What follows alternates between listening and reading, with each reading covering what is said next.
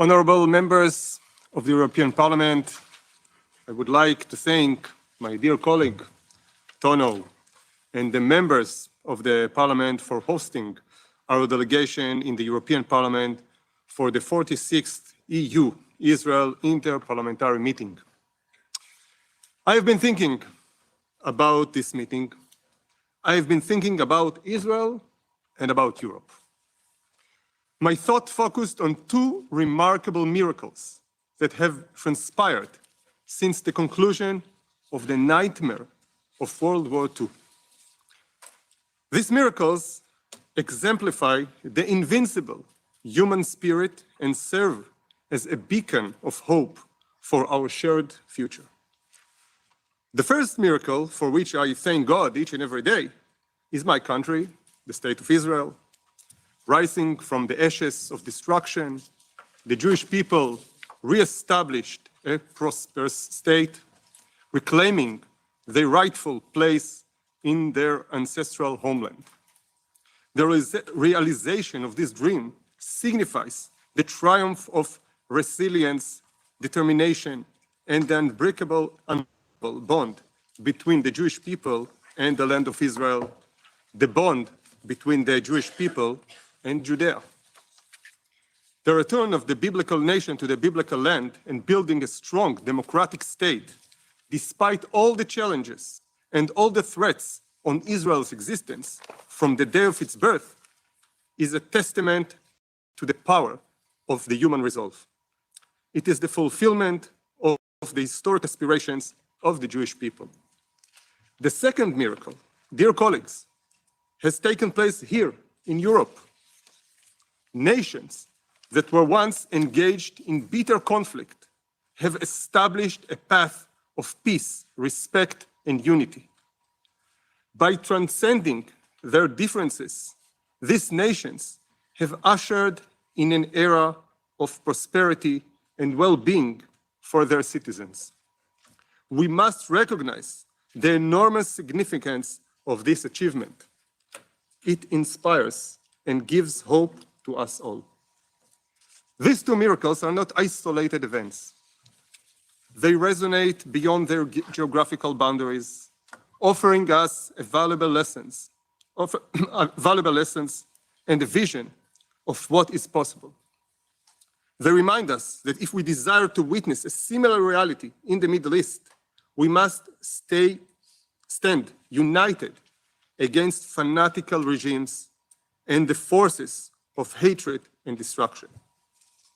In this pursuit, I would like to express my heartfelt appreciation to all those involved in the decision to cease funding books in the Palestinian Authority that propagate a culture of violence and indoctrinate children with the notion that killing Jews is a commendable act. By redirecting our resources away from supporting such harmful education, we send a strong message that we refuse to tolerate such behavior. Please make sure that your decision is being enforced and the EU taxpayer money is not used for such evil purposes. The EU taxpayer funds should not be used to support terror and deny Israel's right to exist as an independent state. Our close cooperation dates back to the late 70s. During those days, our two legislative bodies played significant roles in shaping policies and decisions. Understanding and nurturing the ties between Israel and the EU and between the Knesset and the European Parliament in particular is of utmost importance. Our close ties help in advancing cooperation, improving dialogue, and promoting our shared values.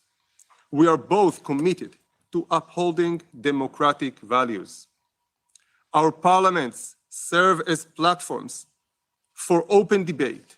Yes, some disagreements, but mostly for legislation that reflects the will and aspirations of our respective citizens. It is my sincere hope that today's meeting will focus on a variety of subjects and promote our shared interests. I am proud to chair a diverse Israeli delegation representing Knesset members of both coalition and the opposition. We have set many objectives. First, to continue strengthening Israel-EU relations, as well as the fruitful dialogue between the Knesset and the European Parliament. Second, Israel and the European Union are important trading partners with significant bilateral trade and investment